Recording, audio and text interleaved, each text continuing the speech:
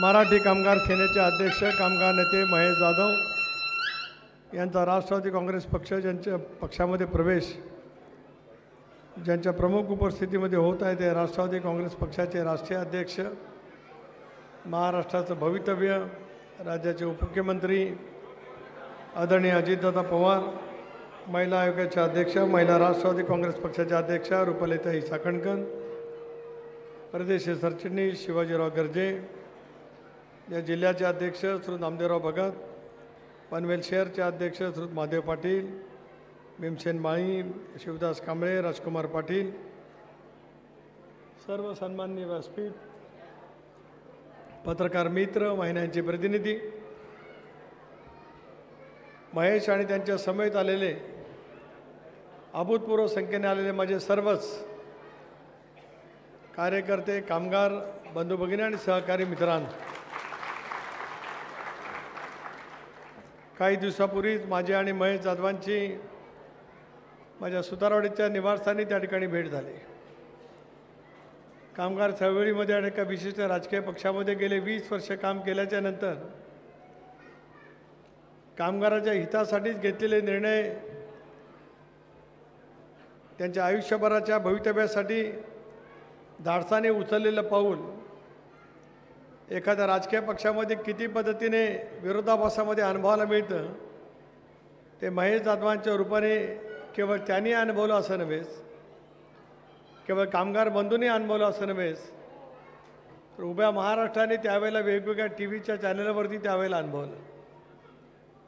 कष्टकऱ्यांच्यासाठी लढणारा एखादा नेता भांडवलदारांच्या विरोधामध्ये उभा राहत सर्वसामान्य कामगारांचा हित जपण्याचा प्रयत्न करत असतो, त्याला अनेक गोष्टींना सामोरं जावं लागत असतं.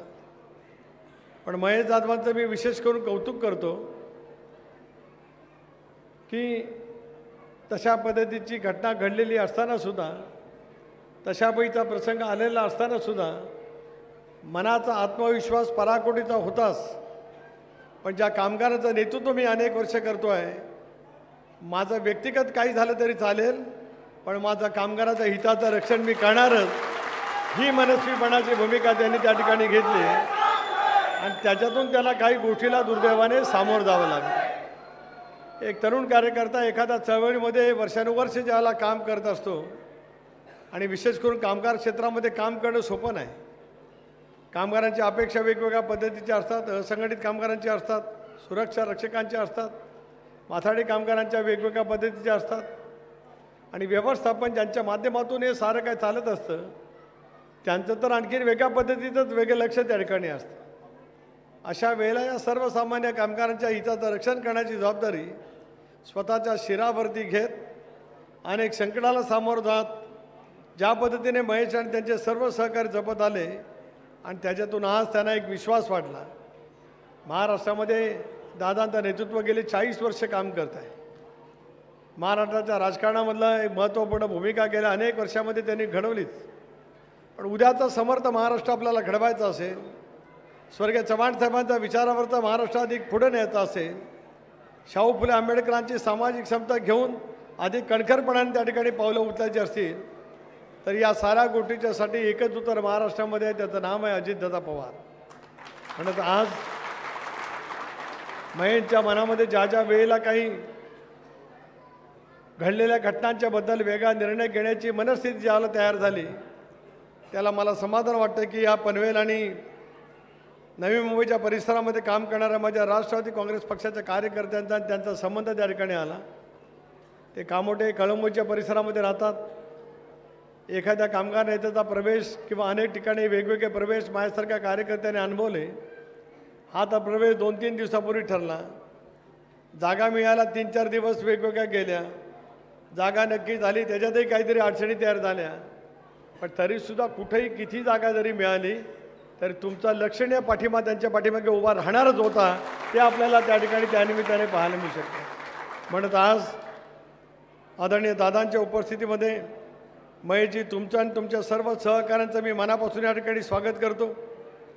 आपण मराठी कामगार सेना त्या ठिकाणी चालवतात. वेगवेगळी त्याची युनिट असतील, वेगवेगळे प्रश्न तुम्ही या ठिकाणी मांडलेत, असंघटित कामगारांचे मांडले, सुरक्षा रक्षकांचे मांडलेत, माथाडी कामगारांचे मांडलेत. अशा वेगवेगळ्या पट्टाची उकल करण्याचं काम एका तुमच्या तडफदार नेतृत्वाखाली त्या ठिकाणी होत असताना प्रदेश राष्ट्रवादी काँग्रेस पक्षाचा अध्यक्ष म्हणून मी आपल्याला आश्वस्त करतो आहे की दादांच्या नेतृत्वाखाली राज्य सरकारची ताकद पाठीमागे आपला राहीलच, पण प्रदेश राष्ट्रवादी काँग्रेस पक्षाचा अध्यक्ष म्हणून आमची पूर्णपणाची ताकद आणि शक्ती महेश तुमच्या पाठीमागे उभी राहील एवढा विश्वास आता या कामाच्या निमित्ताने या ठिकाणी मी देतो. गेले अनेक वर्ष आम्ही सुद्धा समाजकारणामध्ये आहोत, राजकारणामध्ये आहोतच, पण अधिक पद्धतीचं व्यापक समाजकारण करणं आज हेतू समोर ठेवत आम्ही त्या ठिकाणी काम करण्याचा प्रयत्न करतो आहोत.